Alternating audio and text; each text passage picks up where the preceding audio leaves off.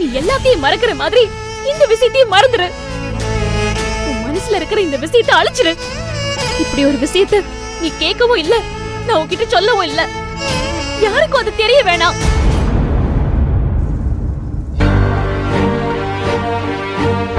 இந்தா, இது காலருக்குள்ளது, புரியுதா? அப்ப காஜா பட்டனுக்கு உண்டானது இல்லையா? வரா டேய், காலருக்குள்ளதுடா. முத்து, சரி, ஓகே. ஆனந்தியா சோசவன் எங்க?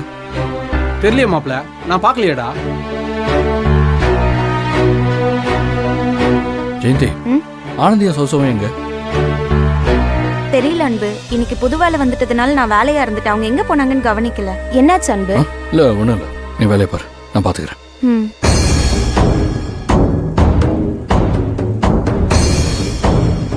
இல்ல ஆனந்தி, நீ அன்பனங்கிட்ட இந்த விஷயத்த சொல்றதுதான் இந்த பிரச்சனைக்கு ஒரு முடிவு.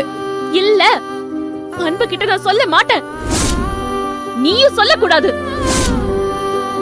அப்படி மீறி அன்பு கிட்ட இந்த விஷயத்தை நீ சொன்ன, அப்புறம் நான் மேல இருந்து கீழே குதிச்சிருவேன். ஏற்கனவே செத்து போனமான எனக்கு இந்த சாவு பெரிய விஷயம் இல்ல. என் அக்காவோட கல்யாணம் முடியற வரைக்கும் நான் இருக்கணும்னு பாக்குறேன். அது வரைக்கும் யாருக்கும் எந்த விஷயமும் தெரியக்கூடாது, நீயும் சொல்லக்கூடாது. இந்த விஷயத்த சொல்றதாண்டி நல்லது. நீ நினைக்கிறது ரொம்ப தப்பு ஆனந்தி.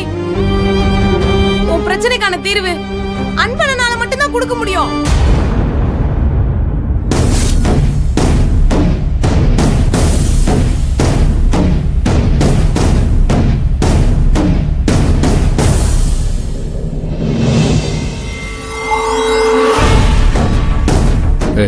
ஏற்கனவே அங்க கருணாகரம் பயங்கரமா திட்டிட்டு இருக்கான்.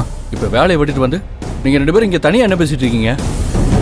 அன்பனங்கிட்ட சொல்ல ஆனந்தி, அண்ணங்கிட்ட சொல்லு. சௌசோ, உன்னை விட நான் 1000 தடவை பிரச்சனை என்னன்னு கேட்டு பார்த்துட்டேன்.